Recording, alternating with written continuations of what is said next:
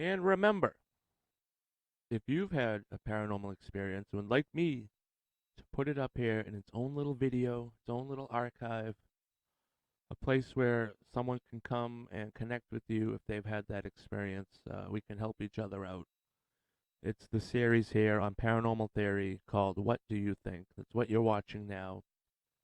Stories, thoughts, theories, all asking you, the audience, what do you think? Let's start that conversation. What's going on in this paranormal world? But right now, you're going to have to settle in because we have a little bit longer of a story than usual, but I'm sure you'll find it just as interesting. I can't get that old lady's mouth and teeth out of my head. This comes to us from Crazyturtlemama. Excuse me. She has, or he, I don't, it's Brandy actually. Yes, she. Um, has contacted me with their stories. I can share their stories. We have a few here, I believe, as I have gone through uh, what they have posted.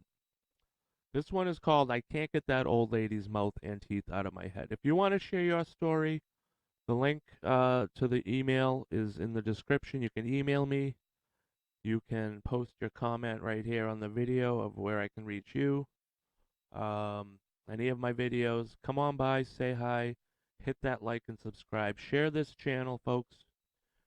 Excuse me. Not doing too good. We're recording this early morning Sunday before my breakfast.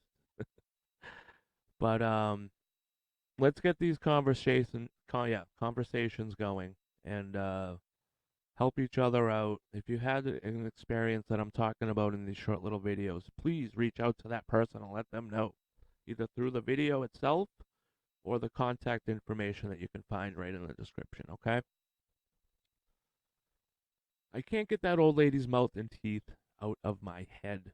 Oh, this is going to be an interesting one. It's always something new, you know what I mean? You think you've heard it all until you read the next story, and then you. Oh, all right. The reason I'm writing this now and not before is because I was only reminded of this the other day. I was driving to the store with my son, and he wanted me to listen to a song. I don't even remember the words. I just remember that the tune brought me back to a place I had tucked away in my memory in hopes to be forgotten. Now I can't get that old lady's mouth out of my head. This happened in 1987. I am sure about the date because of the Whittier earthquake.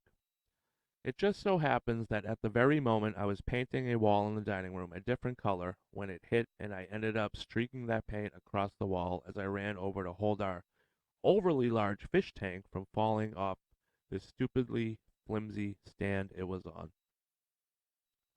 This took place in Hacienda Heights, California. My boyfriend at the time wasn't really welcome at my mother's house because she couldn't shake this bad feeling about him.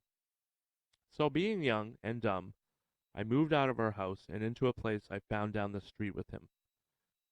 I wish I had listened to her. It was a small one-bedroom bungalow. At first, we were getting along just fine, but it seemed like things changed as the months passed and we started fighting more. I thought it was odd that I, Susie Homemaker, didn't even want to make that house a home. It was just a weird vibe about the place, and it got darker the longer we stayed. As you walk in the partial glass front door, on the left there were two white window pane doors on the built-in bookcases on both sides of the fireplace. Then the dining room, and in the back was the kitchen. The bedroom was on the right. We couldn't afford a bed frame, so our full-side mattress was on the floor under the window, and that was the only thing in there besides the clock. There was an uneasiness in the bedroom that I couldn't put my finger on. I felt very depressed in there. Oh, little things happened through the house from the moment we moved in, but we just laughed it off until it was no longer funny. It seemed that when we were at odds with each other, it intensified in a dark way. Oftentimes, my boyfriend would just leave and I was alone, sometimes for days, and I thought that he did it on purpose because he knew I was scared to be there alone. At first I was fine, not scared of anything, until one of those nights I was sleeping and I was jolted up by an extremely loud bang that left my ears ringing. I jumped up and at first looked out the front window thinking it was something outside, but the streets were still. I checked the house, but there was nothing out of place. The next night it happened again, louder than before, only this time I glanced at the clock before checking the house, and it was 5 o'clock a.m. on the dot, and my room was freezing. I tried to go back to sleep, but I heard muffled wails of a woman. I literally had to lift my head from the pillow to listen, but no one was around. The next day, my boyfriend came home with a few words and some hand picked flowers. All was stupidly forgiven. I told him what had happened, but he shrugged it off, telling me that it could have been a backfire or the pipes, and I bought it. One early evening after dinner, we were going to watch TV on the couch in the living room, and I excused myself to go to the bathroom. I kept hearing him yelling out things at me, but I couldn't really make what he was saying out. I opened the door and looked at him like, "What?" And he turned white, crawling backward on the couch with his big eyes, then leaped up and ran into the kitchen, looking around and checking the back door. He came out saying that the door was locked from the inside. After he calmed down and I could understand him, he told me that he was talking to me in the kitchen. He asked me why I put a granny house dress on and was asking for snacks, and he was getting a bit upset that I didn't answer him. I had no answers. There had been a few times we both saw what looked like a teenage boy sitting on the front stoop, sometimes holding his head in his hands. But when we approached him, it was like he was never there. I pointed out faces in the glass panes of the bookcase that looked like they were talking to us while we were watching TV. They were just reflections of something that wasn't in the room, with their features outlined by flickering light from the TV. But after a while, the faces became more defined. In the beginning, my boyfriend thought I was making it up until he saw it for himself.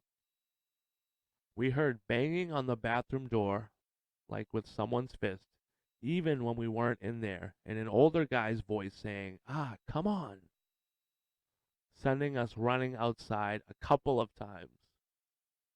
Then, feeling stupid sitting outside, so we went in and stayed spooked for the rest of the day. I called the landlord to ask him if something happened there, or can he make it stop. But before I could even open my mouth, he was asking if I was calling to complain about something he had no control over. In the background, I heard his wife say, "Is that the young couple? They want to move, do they?" There goes another one. Oh boy.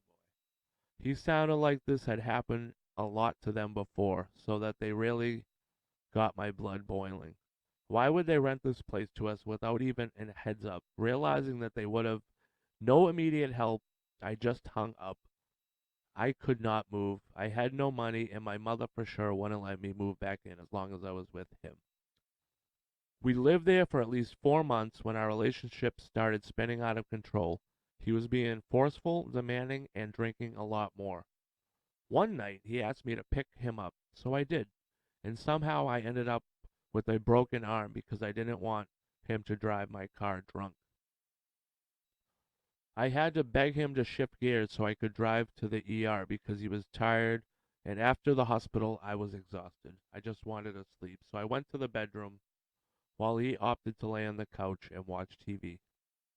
The next thing I know, he's grabbing his stuff and saying he's not staying there anymore and walking out, leaving me there by myself with a broken arm. Wow, I remember that it was a warm night, but it was raining, so I laid on the couch with only the screen door closed so I could hear the rain. The lights went out, freaking me out even more, so I put the candles on the coffee table and one on the bookcase and sat back down on the couch. I was too scared to sleep in the bedroom. I sat there and saw those faces. One was an old lady. She was frowning and her mouth was moving like she was trying to cover over enunciate, to tell me something or yell at me. Her face got bigger, like she was coming closer to the glass, and then back. She kept waving her finger at me. Her gray hair was straight and put back with a headband. Her mouth was just going on, opening and closing, and the candlelight glistened on her bottom teeth. Her teeth looked a little, I don't know, long and old, if that makes any sense. Then there was a middle aged man who didn't look directly at me. He looked aggravated, but not at me, more like at everything and everyone. And then a crying teenager. His face was so full of despair I could make out the words, please, and no, no, no. And then he put his hand on his face. Looking at him brought tears to my eyes, and my heart felt so very heavy. It dawned on me that this was the kid on our doorstep. I must have sat there for hours with the blankets up to my nose until the lights came on and I fell asleep. That next morning I walked down to the corner store and called my mother, who was happy to find out that I was ready to come home. Before I handed over the keys, my mother had some words with the landlord. He told her that he had the place blessed before I moved in, and he was hoping that it had worked. He also told Mom that he bought the place already haunted. All he knew from digging was that it was two bungalows together, but one burnt down. The one I was renting was the one where an old lady lived, whose grown son came on hard times because he was an alcoholic. He lost his wife and couldn't keep a job, so he and his teenage son moved into her place with her. His son was so unstable that he found a gun in the house and shot himself in the bedroom, and his grandmother died from a heart attack not long after. He didn't know what happened to the man. Talk about a roundabout. I don't know why that tune, or maybe the light reflecting off the rain on my windshield, made me think about that old lady's mouth, but it did. Now I understand a little more as to why I don't like reflective things in my home. I can see why. I mean, thank you for sharing that.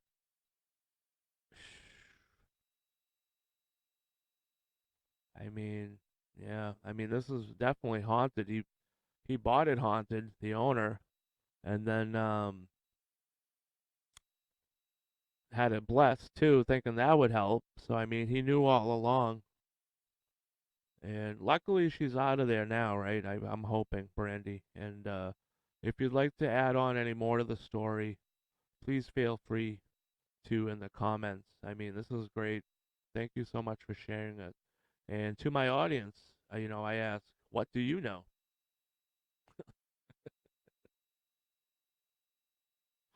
It's actually, what do you think? Because I just ruined.